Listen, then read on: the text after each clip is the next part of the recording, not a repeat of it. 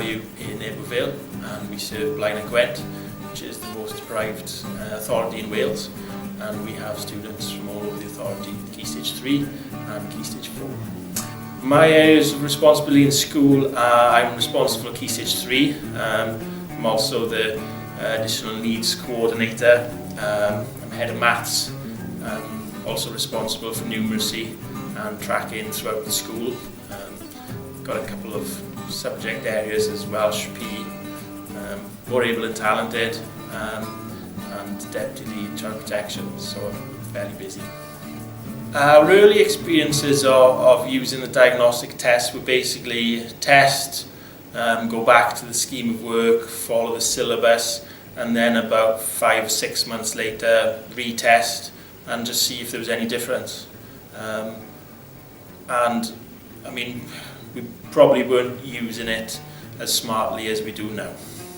I wanted to go back to a more individual approach for the students because that works best for our students in our setting, and the diagnostic test gave us all, the grouped information as well as the individual information, but it gave us the detail of what our students knew and what our students didn't know.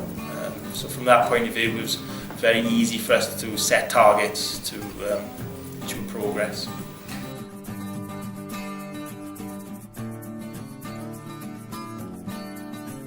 When we have a new student and they can arrive at any point during the academic year, we'll look at the information we've had from school.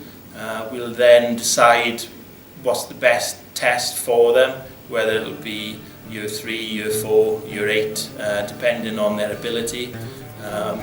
We'll test, we'll look carefully at the reports, and we'll look at the strengths and weaknesses, and then we'll look at every question within the test because it breaks it down so we can see what areas are green, what areas are amber, what areas are red, and then we look at all the red areas and we assign them as targets for each individual student.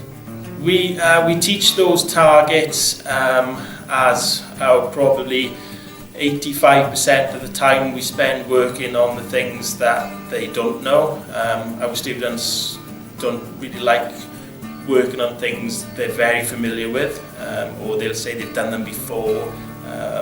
And then we spend about 15% of the time where they work just keeping the ambers and greens ticking over. It's a balancing act because our students have emotional and behavioural difficulties, and actually we found that behaviours improved doing more focused individual tasks rather than just following the syllabus from A, B, C, D and all the way through. The impact in terms of progress and standards from our students, basically we've seen one student who scored 30 in a Year 4 test, 6 weeks later scored 90% on a Level 1 test. We've seen a score of 69 in a Year 8 test, and the same student 6 weeks later scoring 73% in a GCSE paper.